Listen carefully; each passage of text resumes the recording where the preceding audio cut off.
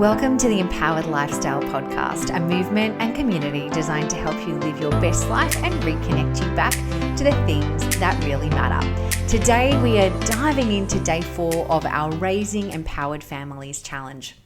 If you haven't yet learnt about it, if you want to jump in and be a part of it, you can go to raisingempoweredfamilieschallenge.com. Today, we discuss the topic around how we go about rewarding our children. And if you think about rewarding our kids, a lot of the time we end up rewarding them with maybe not great food choices or things that might not be the best example of showing them the love that they truly need.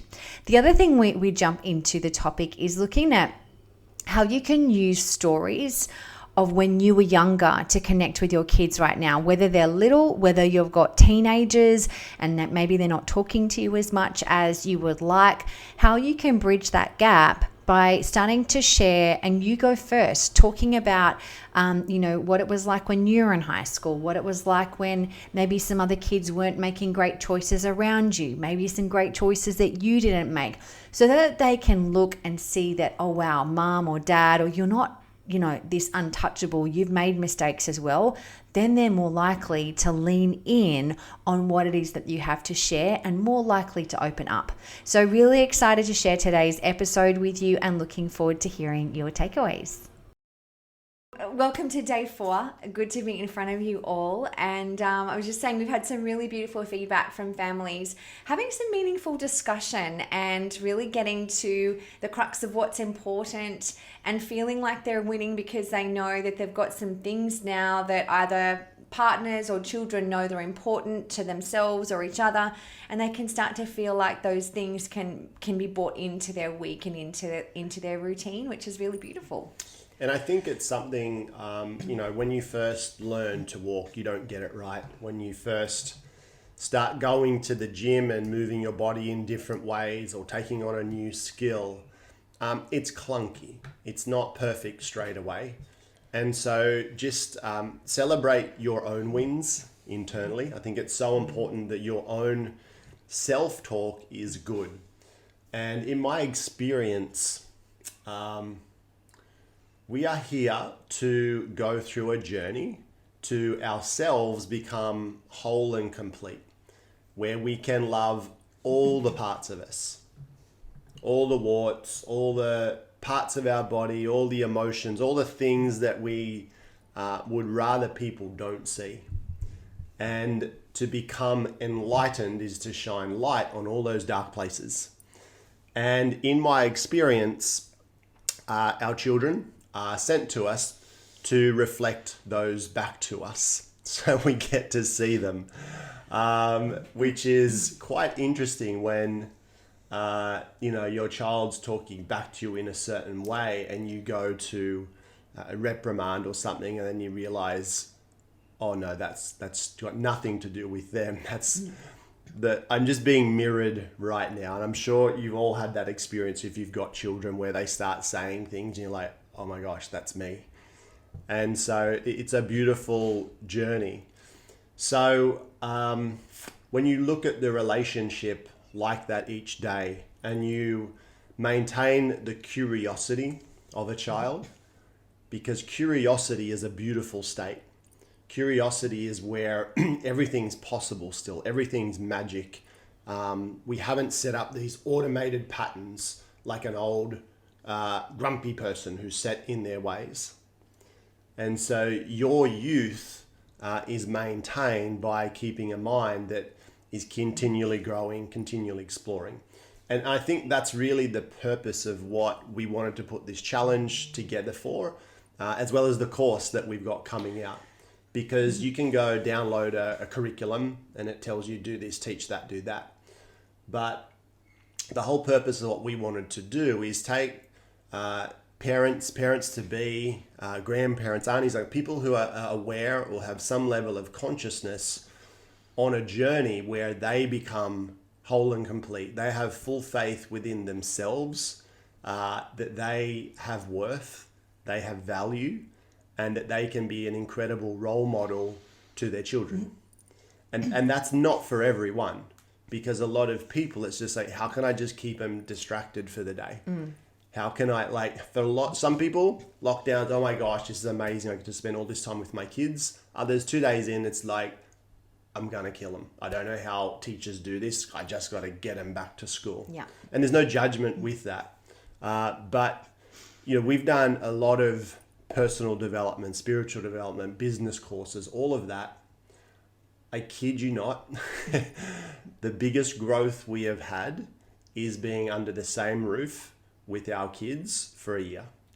Yeah. Try that on, and every single button that you could have pressed gets pressed. Every single belief that you have that's not empowering gets shown up. Same with an intimate partner. You can go off and meditate, and you can, sit under a tree, but true growth comes via relationships. Yeah. And when you have a family unit where it's tough for a reason. Anything worth doing has challenge, but it's worth it. And that's what we want to help families, take them through that journey where on the other side there's a strength and a resilience of the individuals, but there's a beautiful deep connection of the family unit, and then they're a shining light for anyone who sees that family, where they're now inquiring. It's a friend of mine says, who you are speaks so loudly, I can't even hear what you're saying. In other words, you want to be that inspiration for other, not by telling them what to do. You're just standing there in your power as a family where others go, hey, how are you doing that? You don't need to project your values. As we heard just recently, I heard this quote, behavior is the highest form of exemplification and communication.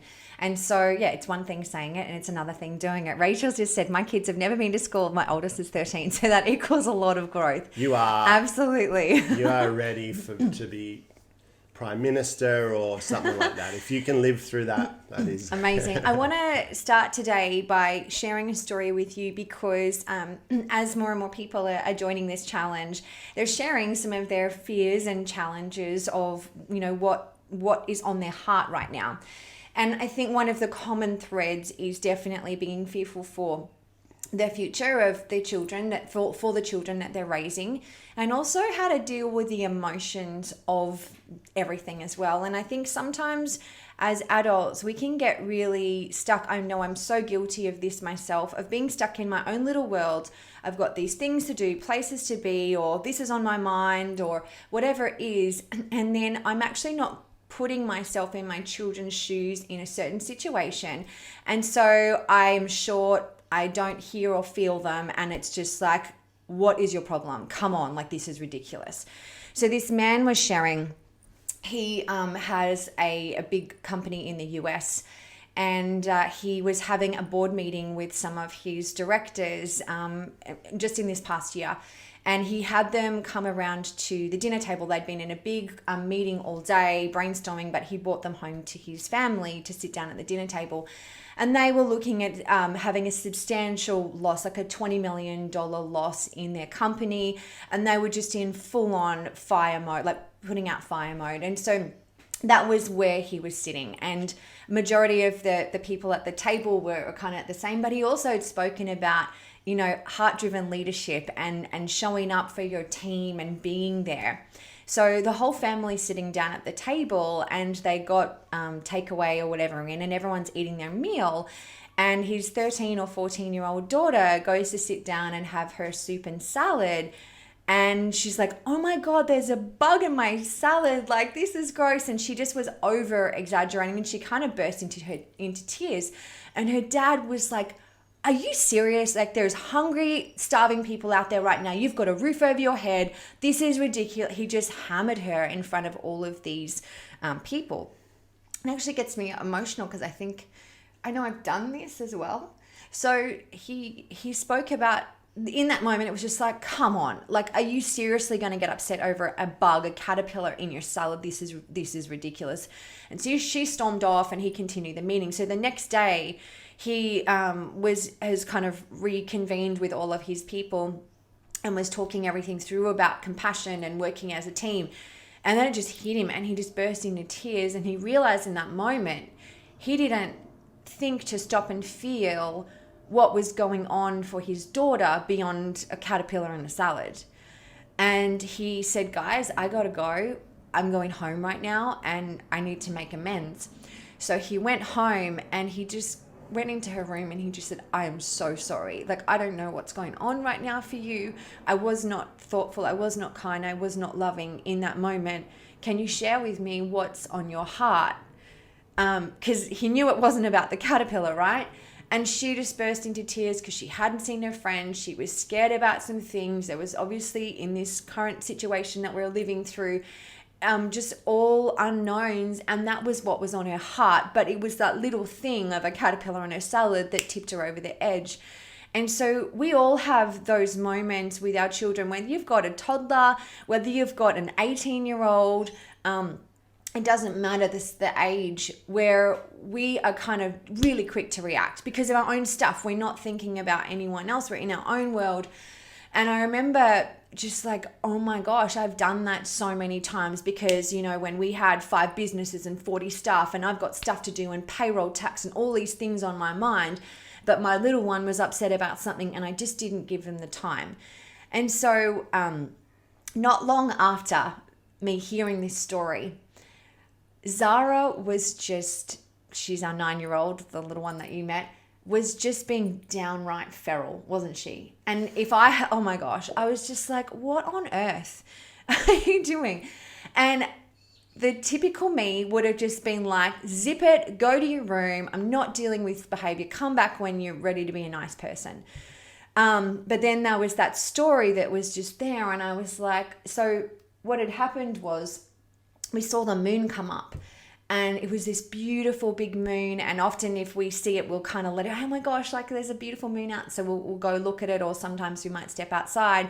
And so we saw it. And then she just went really upset, snappy, and we just couldn't put our finger on it. So I curled up on the lounge and I said, honey, what's up? Like, this doesn't feel like you. I'm not sure what's on your heart right now. And she burst into tears because we had a little rabbit that she loved to bits, and she died. And Zara always would look at the moon and see Nibbles, the rabbit, in the shape in the moon. And she saw the moon, she thought of Nibbles, and she was upset because Nibbles wasn't in our family anymore. And that's why she was behaving that way. And I was just like, oh my gosh. And I got to hug her and love her and just be like, I know, honey, I missed her too. And what are some things that you loved about having her in our family? And we got to have this really beautiful moment where if I hadn't have had that awareness, I could have just crushed a little spirit.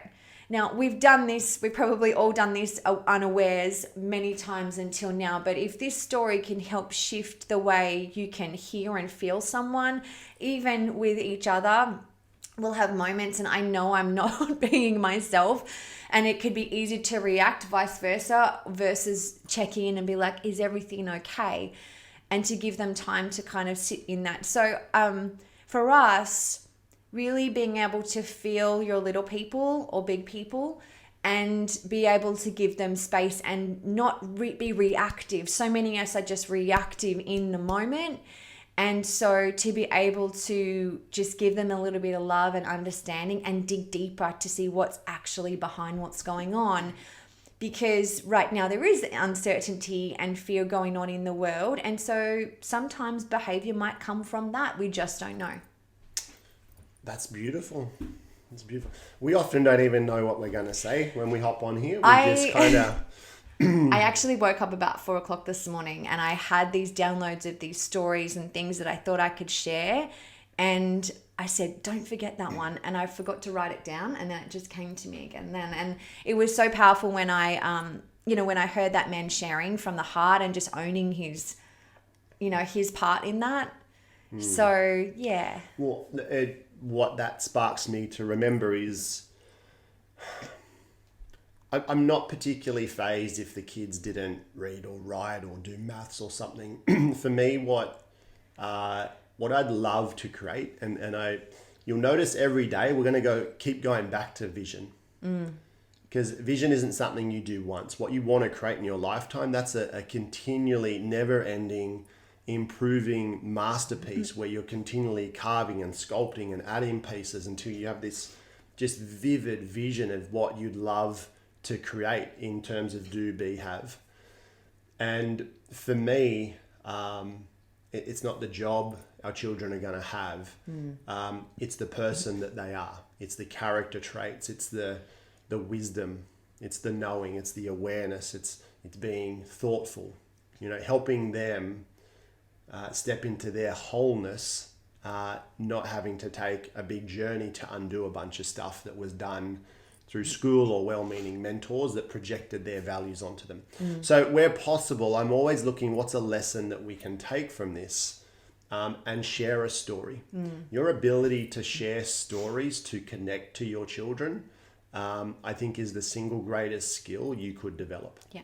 Doesn't have to be your story. It could be something that you share, but looking for that. Because you think about when someone starts telling a story, what did you all do? Did you all start making pictures in your mind about what the girl looked like, what the dad looked like? Oh, what takeaway did they have? I wonder what the table like. You were right there. And so when you start telling a story, it happens. Like I even get goosebumps. It's in our DNA to lean in and hear. And this is what indigenous cultures did. This is how they passed on lessons. It wasn't through books. It was through story. Like Dreamtime stories. Like every single indigenous Australian, every single story has a purpose for being told, to teach a lesson, a character trait, something, a value for the next people. So for you being able to do that's so important. And then I'll often come up, well, what's a little saying that they'll know for the rest of their life? So we were driving back, I remember one day, and it was a story like that. And I said, hurt people hurt people. And I'll just say that, and I'll go, what do you think that means?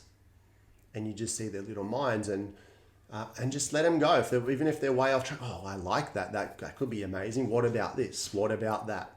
And you're teaching their mind how to observe things, how to come up with their own conclusions, to try on other perspectives. Zara being smaller, she might see something that's way off. Thinking, oh, that's not right. Well, maybe it is. I don't know. From Zara's perspective, that could be. So it's more of an art than a science of how to do this. Yeah, there's not But when we say hurt people, now I can say that, or I'll say hurt people, and they'll finish it, and then they're like, just a little reminder. God, I'm sorry, Zara. What's actually going on for you? So, very good. So it's quite uncanny. The day that we started the challenge, the day before we started the challenge, and I love kite surfing. I'd been for a kite surf. I got back. We live by the beach. There's a park next door, and there are lots of kids, families playing, social distancing, of course. And but there's a road to cross, and there's a car park, and I'm just kind of washing off, and I just hear this blood curdling scream, and people going, stop, stop, stop. And I've run out through the house, and Kate's like, someone's been hit by a car. And so I get out there, there's only one other person with the little boy, and a Land Cruiser, a 4-wheel drive, had cleaned up this little boy. And so I was there, and I'm ex-military, and I'm a lifeguard and all that kind of stuff. So I just go into that mode and assessing and helping him and whatnot. I didn't realize he had been run over, like both wheels had gone over him. Because in his condition, it didn't look too bad. And anyway, I'll cut to the end of the story because you want to know. He's fine. Yeah. Not a single broken bone, not a single organ damaged. He ran out in front of the car. He wasn't looking. There was a lot that happened in that, couple of moments. But one of the things that we wanted to share. I'm gonna weave a few stories together. You think about the first time a child falls over. What do? They fall over and they land on their knee, something like that, what's the first thing that they do? Pop in the comments, answer to yourself. What's the first thing they do? What a little bit of a delay. Yeah, that's exactly right, Jess. They look at you. They look at you. Most people go, oh, they cry. It's a new experience. Their nervous system doesn't know how to interpret what's just happened. But the person who brought them into their world or people they look to go, well, I need to work out what's just happened. They look. And when you're looking back going, oh, my little boy, they know it's not right. And then they'll reflect back and they'll start crying and going hysterical because of you are.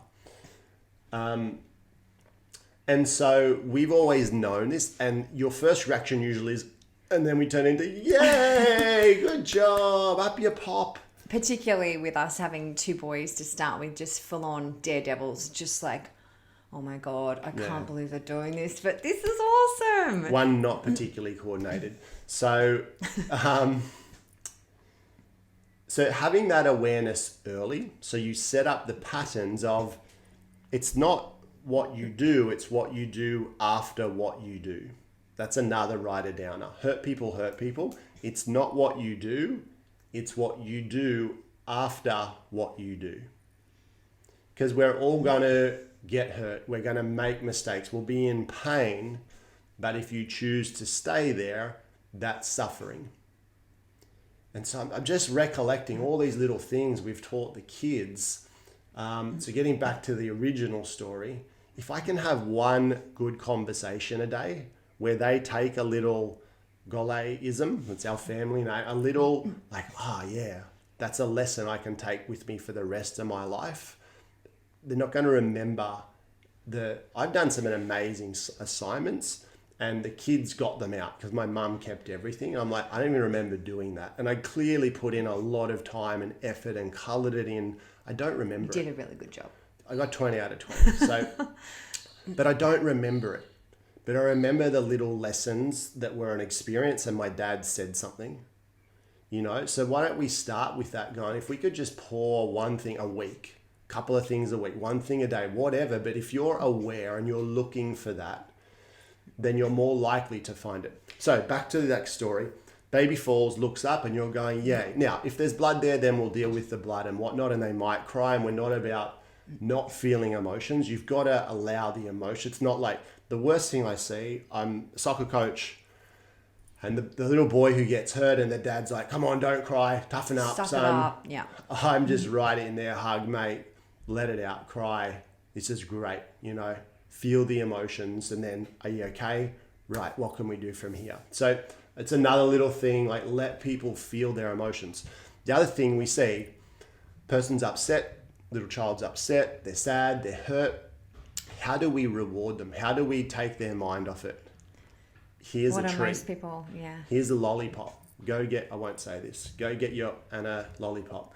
So what does that connect in their mind? When I'm hurt, when I'm in pain, when I'm unsure of something, I reach for something to put in my mouth. And that changes that. I look for something outside of me to change my internal state. Food becomes comfort. Yeah. It sets up so many terrible things. Now I get to my teen years, hormones are going wild, friends are starting to delve into different drugs and whatnot. I'm feeling a bit uncertain because it's totally normal. I'm going through a transition. But to comfort that, instead of talking about how I feel, because I've set those up early, it's really easy to go, well, I must grab something to change how I feel. I remember going through a breakup when I was, 13 or 14 and going and buying like a family-sized bag of peanut M&Ms and just eating a lot. That was like my way. And I've loved chocolate ever since. We're still working on a few things with Kate. So what I was going to say graduated is to family blocks of you're Cadbury. blending a lot of stories right now. But it's all, if you let me finish, No, I'm not going to let you finish. It's my turn for a second. When my sister was younger, she had some ear stuff going on. She went to the doctor, whatever happened, and then mum got her a lemonade ice block afterwards. So that was visit number 1. And then maybe a week or so later, Mum, I got a sore ear and I don't feel very good. Mum goes to the doctor, buys the, and she gets the, he's like, no, I don't think there's anything too much going on. And she gets the ice block again.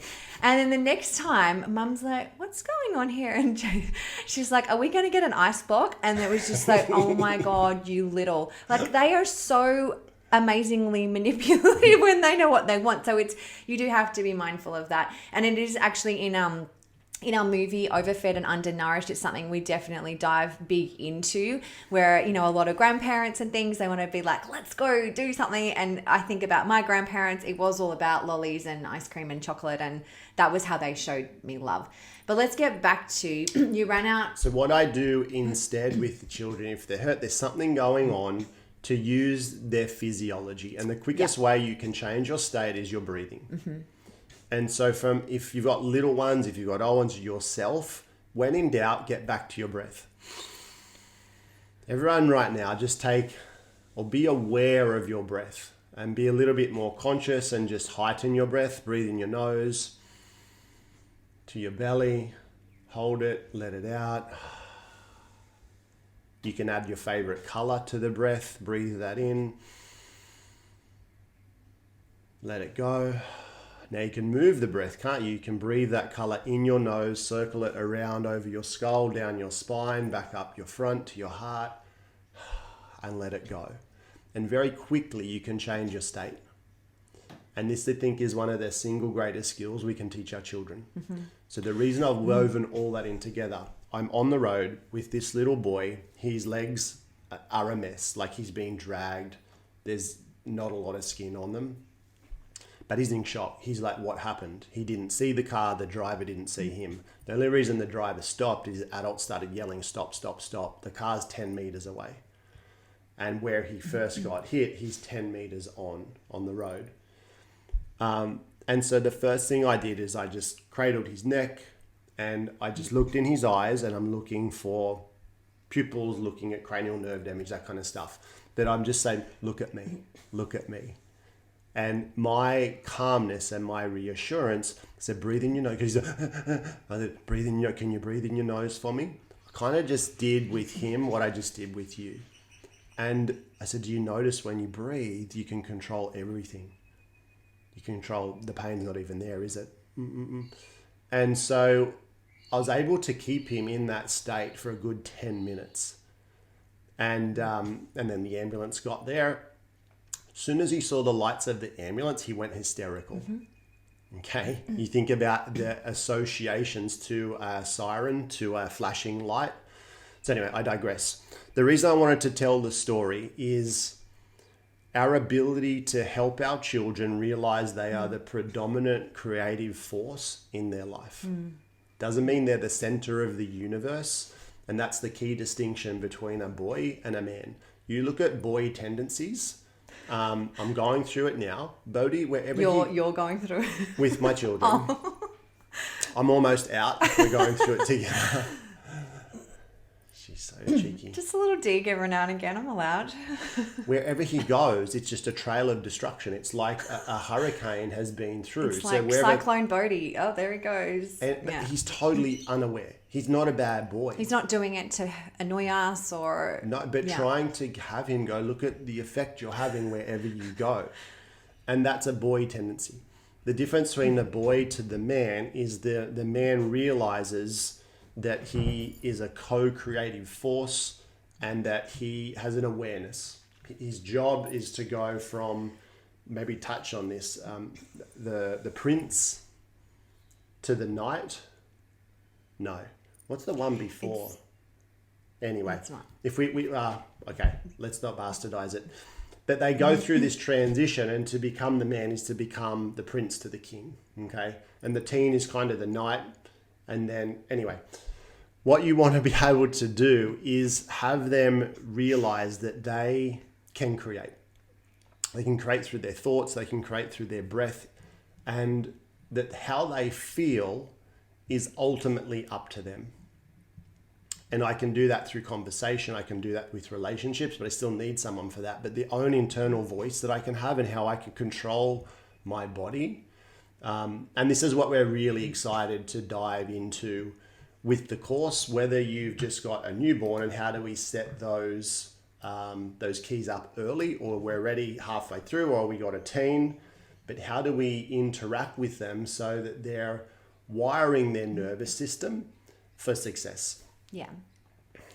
So I think if you can have that awareness for yourself around how you might be quick, you might be tired, you've had a tough day, you've seen something on the news and that's on your mind, and then your kids come in, they want something or they are upset, just to check in with yourself and check in and like, how can I show up for this little one right now? Like how do they need me right now? And the other thing too, it's okay if you are feeling sad and down, it's okay to let them know that. You don't need to tell them the whole story, but there's times where I'm just like, guys, mummy's really sad and my heart's hurting and, you know, someone's hurt my feelings, or I don't go too much beyond that, but I let them know that rather than just putting on this smile and it's going to be okay and being really short or whatever with them. They're very sensitive and intuitive, and often even if I haven't said something, particularly Bodhi, he'll just come up and he's like, Mom, are you okay? And he'll just give me a hug and he just knows. So I think it's okay to, you don't have to be the tough, it's going to be okay person in their life all the time, because if you are that and stuff's going on, then they think that's how I have to be. If I am emotional or if I am a bit down, then that's bad and I need to be tougher and stronger.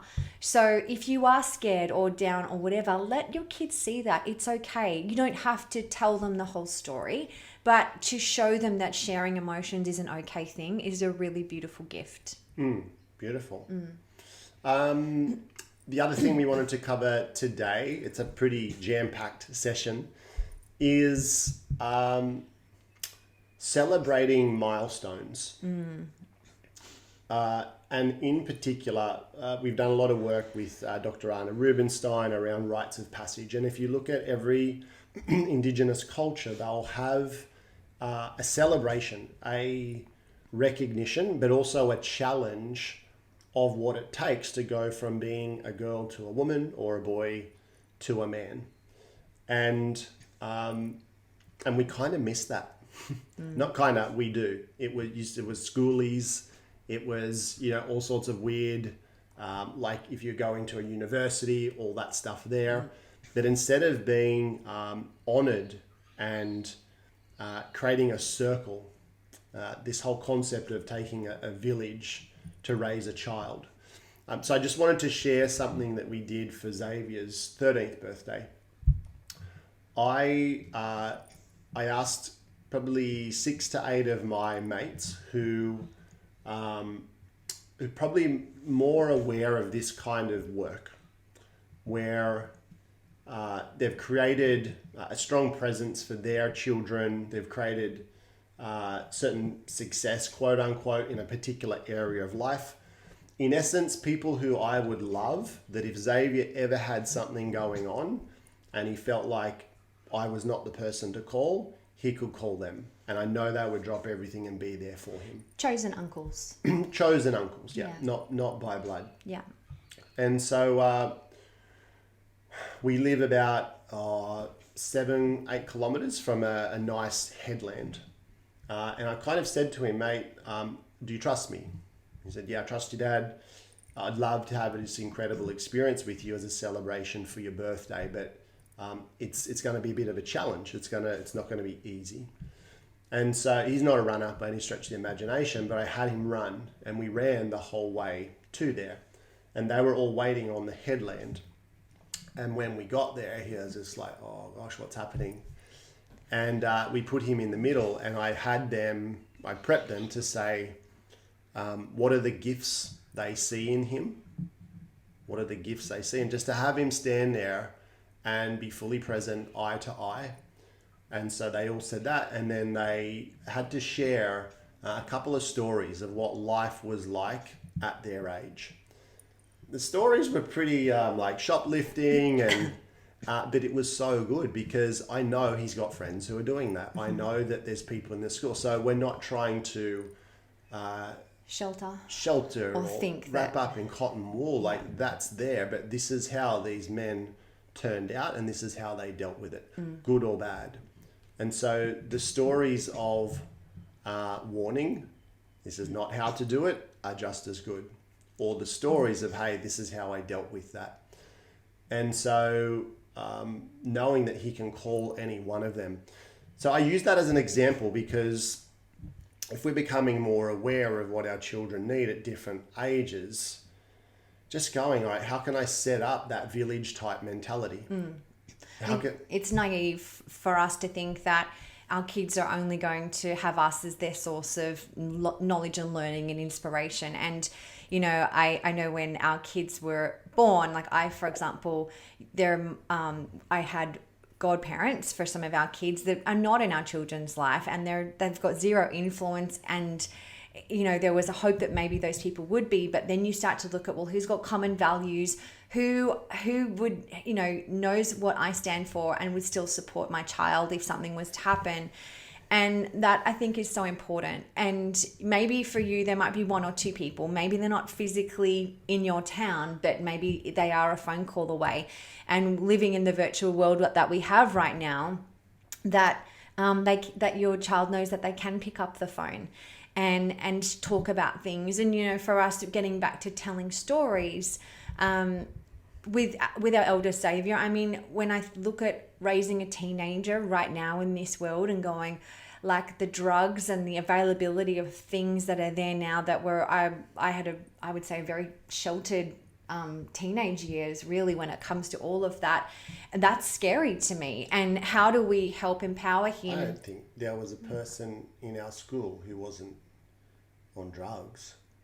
It wasn't other than me. Yeah. So I don't think that you were sheltered. I wasn't sheltered. I just had I made very clear decisions. And that came through story because I had uncles that try not to incriminate. What do I people. say? Yeah, I was told stories of some of my family members who, when they were younger, they were doing certain drugs. I'm not saying any names, and then they kind of went off on a path and never came back. And so for me, I saw that and I was like, whoa, that's full on. And then I had other examples. So mum and dad would tell me stories about that, but in high school. Yeah, I mean, my friends were smoking, doing all sorts of drugs, and I can tell I've never put a single drug in my body.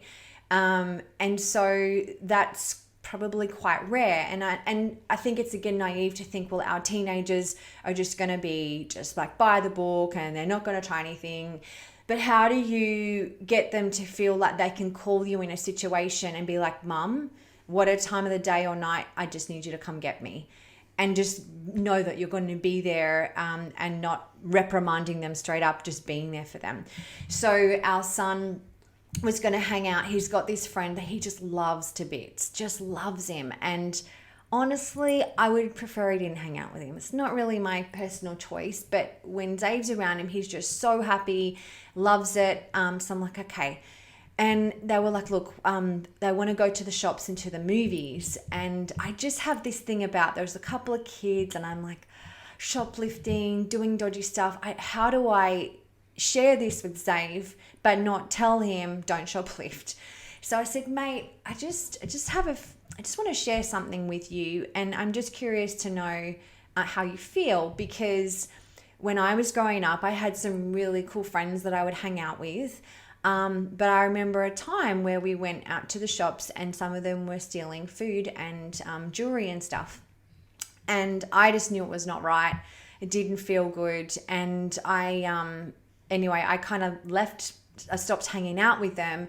And in the end, they ended up getting caught by police and their parents got called in and they were suspended from school. And so I went into the story and I said, I just want to share that so that, if anything was to ever happen, that you can always walk away. You can always just call mum and dad. And he's like, yeah. And I said, so if something was like that to happen, or you saw some friends doing that, what would you do? And he's like, well, the first thing I'd do would tell them not to. And then the second thing, I'd walk away. And I was like, okay, that's good. And then I was like, so you don't have to give me any names if you don't want to, but have you ever been in that experience before? And he's like, yeah, I have. And I was like, wow. And he gave the name. He's like, such and such stole some chewing gum or something from Coles. And I was like, whoa. And I said, how did you feel about that? And he's like, not good. I told him not to do it. And then I stopped hanging out. And I was like, okay. So I was like, I didn't want to go in all guns blazing. How do I share a story? Sometimes I might tweak a story a little bit just so I can try and get my message across. But it gave us something to talk about where he felt like, okay, mum's been there too. So if we go back, just to wrap it up, to set that up, think about this as a scenario. You've baked some muffins, you put them out onto the kitchen counter, go back, do your thing, come back, and there's a muffin missing. And there's only one child in the house, and so it's pretty clear what's happened. And you say, little Johnny, Jill, come here. Did you take the muffin? That's the first mistake. Because you already know, and now you're putting them in a situation where they get to lie or not. The second one is, yeah, they just look so good, Mum. Yeah, I had one. You're so bad. That's naughty. You're not supposed. Mistake number 2. Because now you're reprimanding them telling the truth. Mm-hmm. So whenever your children confess, say something, I did this, I just want you to know how proud I am, how much it means to me that you told me the truth. Thank you for your honesty. Thank you for that. So that there. We'll deal with what it was in just a second, but let's honor that. If you can catch yourself doing that, then your children feel like I can come to you whether I've done right or wrong. Mm-hmm. But if in that first instance, it's like, oh my gosh, that's so bad. Now what sets up in their nervous system, at the end of the day, we are at our basic reptilian. Mm-hmm. We're like animals. It's knee-jerk reaction. This happens. This is the shortcut I set up in my nervous system. That means that. Telling the truth means massive pain. I'm never doing that again. So again, if we can help people through this journey from even pre-conception, a big part of Katie's book, Raising Healthy Families in Unhealthy Times, was setting this vision for your family before, doing pre-conception detoxes, having conversations like this on when this happens, how will we do that? It certainly sets you up to win. Now, if you're there and it's like, man, I got 3 kids who I'm about to kick out of the nest. Look at all the ways I screwed them up. That's not the purpose of this. Okay? Because you can always have the conversation. Mm. You can always reinvest to make sure that you're building that relationship. So we're covering some big ground here. Yeah. I'm excited for you guys to continue to share what your takeaways are. Yeah. The things that you're doing. We'll put a little action task together. But tomorrow is the wrap up. And so if you have any particular things you'd love addressed, questions you'd like answered, please let us know. Pop it into the comments of this or previous sessions that we've done, so we can make sure that you guys get the most out of this. And then excited to share our vision for the course that we've got coming out for you guys, for those who feel compelled to continue the journey with us. Amazing. Have a beautiful day. Have some meaningful conversations, and maybe start thinking about some stories that you could share, with your partner or your children at different levels, to be able to help them see, themselves in you and be able to open up more as well. So thanks so much for being on with us today, everybody. Have a beautiful day. Bye. Awesome, guys. So there is day 4. Hope you have enjoyed today's episode. And as always, we love your feedback. So feel free to head over to iTunes, share a review or a rating. send us a message on our different social media platforms and let us know maybe a question you have, some feedback, maybe a change that you've already made for your family since listening to some of this information. And again, if you haven't yet jumped in, we've got some awesome free bonuses available to you when you join our challenge at RaisingEmpoweredFamiliesChallenge.com. Hope you have an amazing day and looking forward to sharing our next and last day of the challenge real soon.